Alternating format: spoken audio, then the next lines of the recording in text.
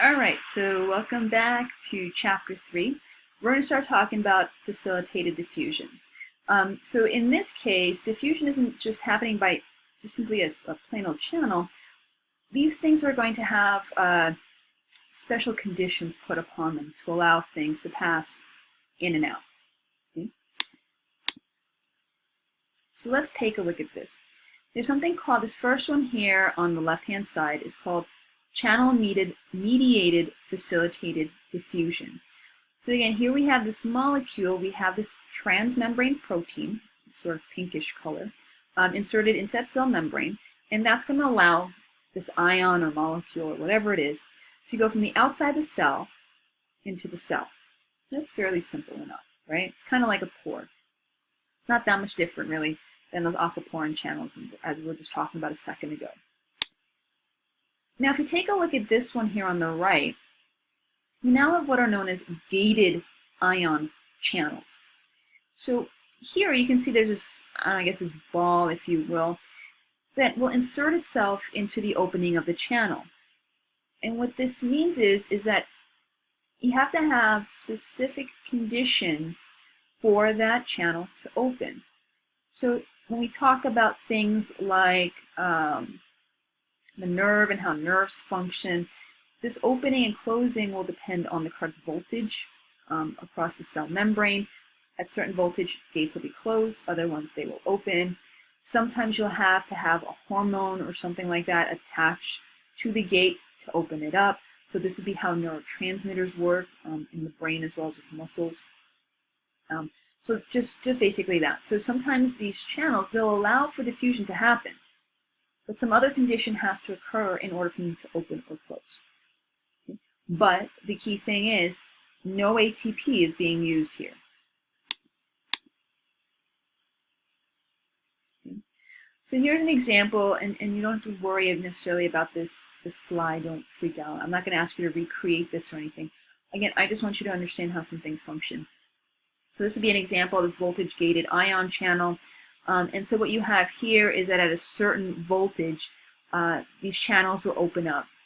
Okay, so you can kind of see here the voltage sensor on this channel. It senses a voltage, it opens up, it allows potassium out of the cell. And you'll see a lot more of that when we hit the nerve part of 201. Similarly, do not freak out about this. This is not something that I'm going to ask you to recreate or draw or anything like that. I just want to show you again, these channels are a little bit more complicated than we talk about, because sometimes when we talk about it on such simplistic levels that it just almost seems like it's magic, like stuff just happens. So I really want you to understand that it doesn't just happen. So what you're seeing here is this particular channel is going to be receptive to something called acetylcholine. And that's not going to mean anything to you right now. When we get to muscles, we're going to talk about acetylcholine. So this acetylcholine will be released from nerves, and it will bind to these receptors, causing them to open up. So you can see here it's unbound, here it is bound, and now we have sodium and potassium ions being exchanged. Okay. Again, not something that you necessarily have to worry about right now. It is something that you will have to worry about in a couple of weeks when we get to muscles.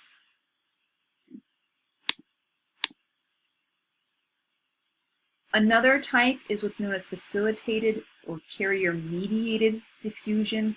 So in this case, hopefully what you're seeing here, and again, it's kind of cartoony, but this carrier doesn't just allow the thing through, it actually has to change its shape. So it has to go from like this open sort of shape, it has to kind of go like that, and it'll go back and forth. Again, no ATP is being used, no energy is being used. Simply the binding of the glucose causes it to change its shape, and it'll move the glucose from outside the cell inside the cell. Okay. Actually, this is what insulin does. It actually inserts these ion channels. This is what you see right here, these glucose transporters, into the cell membrane of cells, so that glucose can go from the bloodstream into a cell. That's what actually insulin does. So it works at the cell membrane level to insert these glucose transporters. Hopefully that's making sense to you. Again, if something is not clicking, feel free always to ask me questions. And if you don't feel like emailing me, we've got lab. You can always stop me in lab and ask me. Okay? All right. I've been talking to you a lot about like this, how it's going to happen in neurons and stuff. So let me just show you what that means. Don't freak out. I'm not going to ask this right now. I just want you to understand this is where we're going with this, and this is why you need to know it. All right. So basically we have these voltage-gated sodium channels and potassium channels.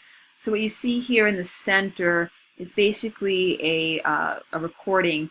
So your cells are at something called a resting potential. A stimulus will come in, and that can be anything. It can be a neurotransmitter, it could be light, it could be sound, it could be touch, it could be stretch, it could be whatever it is. And that will cause these sodium channels to start opening. They're going to hit a threshold, in which case they totally open up. They open up wide. Okay? So you have lots of sodium coming into a cell. So here they're slowly opening, like here's one, here's the other one, this one's open. And then when you hit that action potential part, this third part, all the sodium channels are opened up wide. Sodium starts coming into the cell. At this point, they're going to close. So as you can see here, they're now closed, so they can't, no more can come in. But now the potassium channels open, and now you lose a positive charge. So this, what's known as the membrane potential, goes back down because you're losing a positive charge.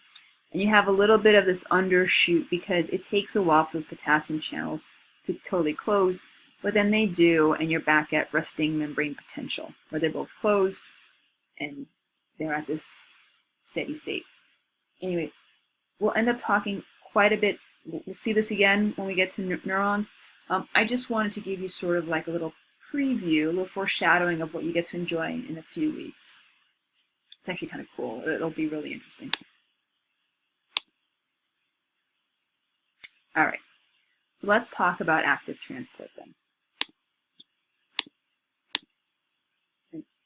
Now, so far what we have talked about, all of these molecules are moving down their concentration gradient. Okay, so everything we've talked about up until now, they're going from that highly packed light rail car into the less packed one. With active transport, what you're actually doing is you're taking people from that less packed light rail car and you're shoving them into the full one. No one wants to go that way, so it's taking you energy to shove them in there. Okay, basically. So they're moving against their concentration gradient. That's how we term it. And in order to do this, we also need a carrier molecule, just like we've been seeing it. They can't just go right through the cell membrane. We have to have a protein there, a transmembrane protein, to help us with this. And we're going to have to use ATP. All right.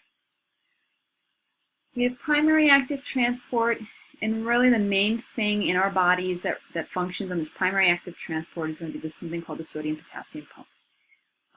And that's the one you're going to talk about throughout A and P. So that's what I'm going to introduce you to. We have once that primary active transport does its job, we have transport that uses that to also do work. Okay? And this will come up a few times, not so much in 201, but it'll come up in 202. So again, don't just go, I don't need to know it. Learn it now. I mean, make sure like the concept is in your head at least, because it'll come up again in a very short while. Okay, so just keep that in mind. All right. We'll also talk about vesicular transport. It's a little bit different than the active transport. So basically, instead of just simply using ATP and an ion channel, we're actually going to package things into like little membrane-bound vesicles. So they're like little pieces of the membrane, like balls. And inside the middle of that ball is going to be something, hormone, something else, whatever it might be. But it's inside this little membrane-bound vesicle. And then we're either going to put that into the cell membrane, take it out. You'll see. It'll make sense in a few slides.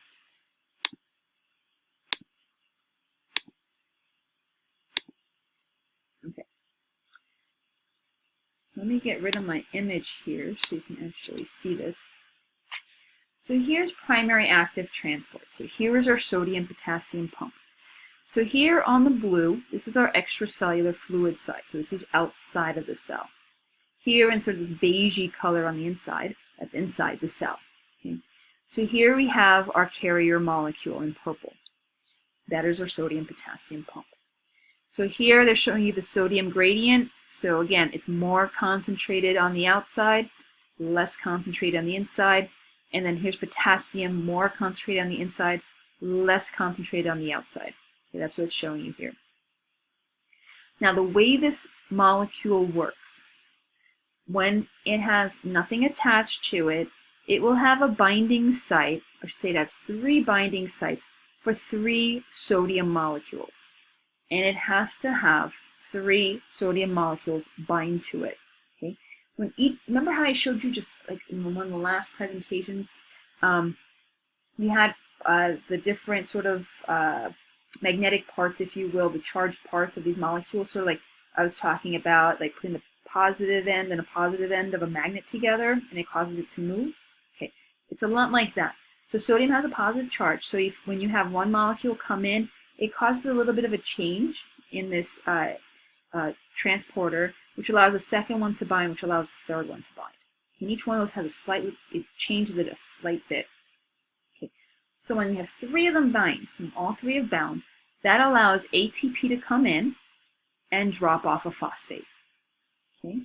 And as soon as you drop off that phosphate, again, it's like the positive and positive on a magnet, that phosphate causes that protein to change its shape. So look at it. So instead of it being open to the inside, you drop that phosphate and boom!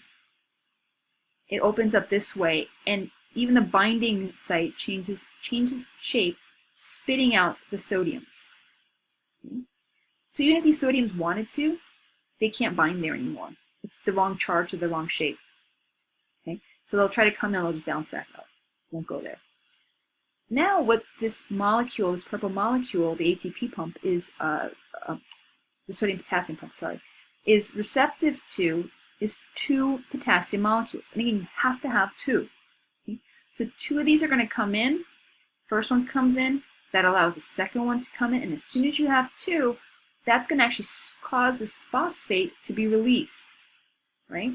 So you release this phosphate, and remember what it looked like before when you didn't have a phosphate, it goes back to that shape. So again, that binding site changes, and now 2 potassium are brought into the cell. And again, the binding site has changed. These potassiums, even though there's more of them on the inside, they can't get back out. Right? And this is over and over again. So now 3 sodiums can come in, an ATP can come along, drop off a phosphate, 3 sodiums leave. 2 potassiums come in. Boots off the potassium, boots off the phosphate, allows the 2 potassiums to come in. And just does that over and over and over and over again. So eventually you have lots of potassium inside the cell, lots of sodium outside the cell. So we set up a concentration gradient.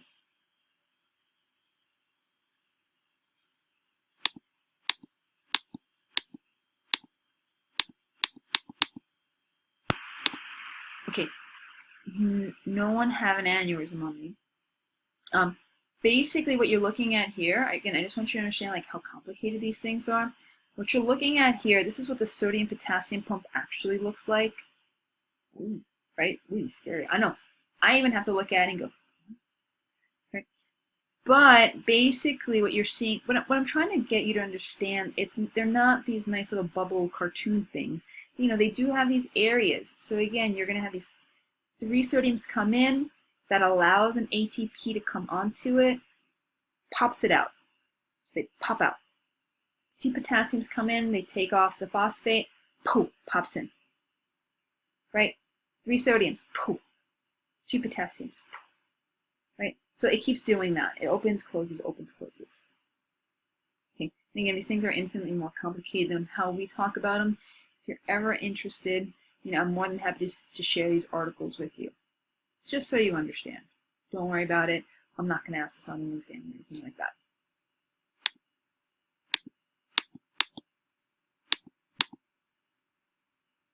Okay, so we just talked about primary active transport. So what about secondary active transport, right? I had brought that up before. And I think I have to hide my picture so you guys can see everything. Well, we have this concept, and if I can get my slide to advance here, we have what are known as, circled in red, as something called antiporters. So if we take a quick look at this, so let me set this up for you in a second. So let's take a look at this thing circled in red here. Remember, we just set this up so that we have lots of sodium outside the cell and a lot of potassium inside the cell. So if we somehow gave sodium away into the cell, it's going to want to come in, right? It wants to move from where it's highly concentrated towards less concentrated. So what we can do here, using an antiporter, is we can have sodium come in, but now we say, all right, you can come in, but you have to spit something out. They're going in opposite directions. They're anti-something. So for every sodium that comes in, a calcium is spit out. For every sodium that comes in, a hydrogen is spit out. And in fact, the sodium and hydrogen one, you're going to see in the kidneys a lot. So your kidneys will help regulate your pH using these antiporters. Okay. You also have something, known as symporters. So that's outlined here in black, or circled in black, I should say. So symporters are almost the exact opposite, actually, of antiporters. Okay. So again, we still have that concentration gradient that sodium-potassium pump established, right? So again, a lot of sodium outside the cell, very little inside. So if we give it away, it's going to want to come into the cell. But this time we say, all right, yeah, you can come in, but you have to bring something with you. Okay, so for example, we can get sodium to bring in glucose with it. We can get sodium to bring in amino acids with it. So basically, all we have to do is establish this concentration gradient, and now we can get it to actually do work for us without using even more ATP, right? Without even having even more molecules. We just say, sure. But either you have to take something out that we don't want, for whatever reason, we have too much of something. Okay, in that case, we use antiporters, again circled in red. And if we want to bring things in that we want, like glucose, amino acids to make proteins, whatever, we bring it in with sodium. We give it away in. Okay? And remember, we have sodium-potassium pumps, so if too much sodium comes in, we just spit it back out.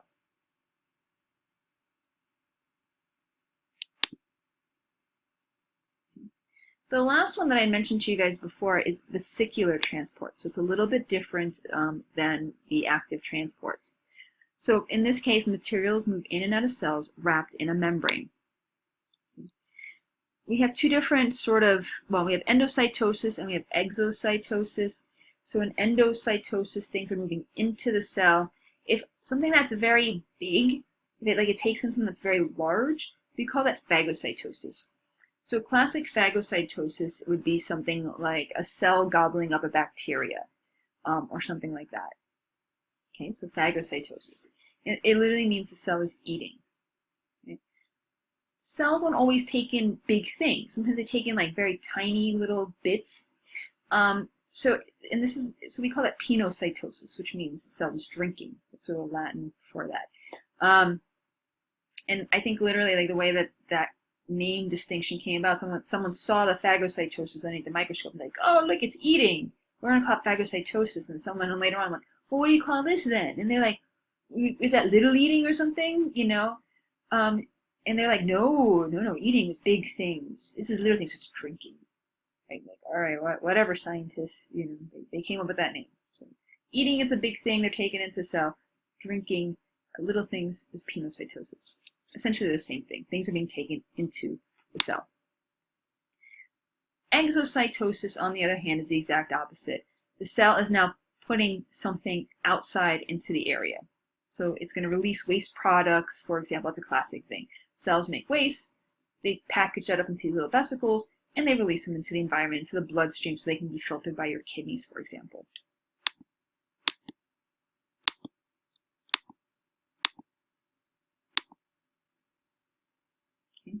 So this is what vesicular transport actually looks like.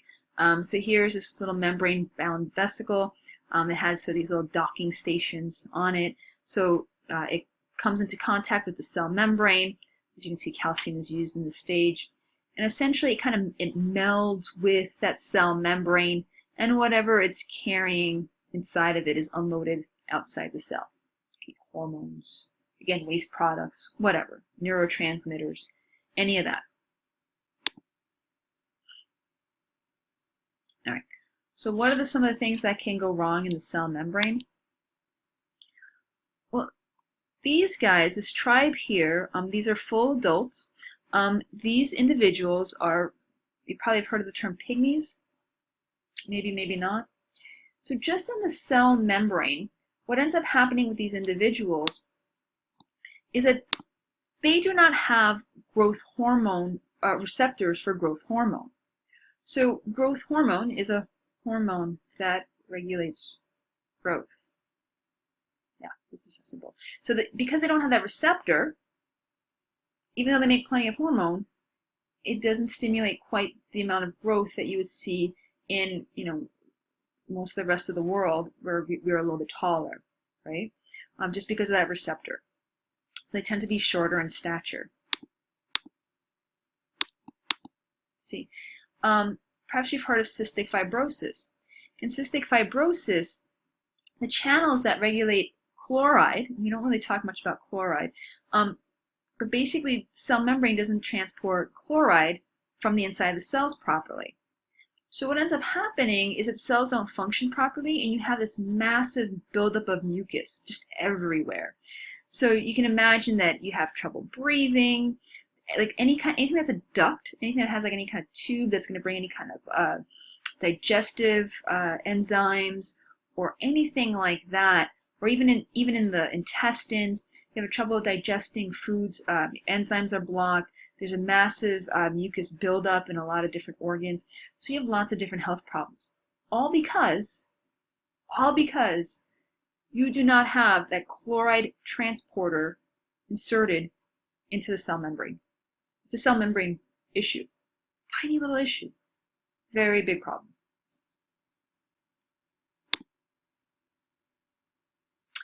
And then with insulin, in type 2 diabetes, oops, let me kind of move myself. So in type 2 diabetes, what ends up happening is that your body makes insulin just fine. Fine. It's making plenty of it. But again, you don't have the receptor on the cell membrane to recognize the insulin. As I was mentioning earlier in that first part of this chapter, if you do not have the receptor, there's absolutely no effect. So you can have a condition like diabetes, high blood sugar, simply because you do not have the right receptor in your cell membrane. Oh, look at that, 3 parts. Now it's just the cell membrane alone. All right, so I'm going to stop this version, or this part of this lecture series for this chapter. Don't forget to take that quiz. And again, have any questions, either let me know via email or we'll talk about it in lab. Okay, see you next time.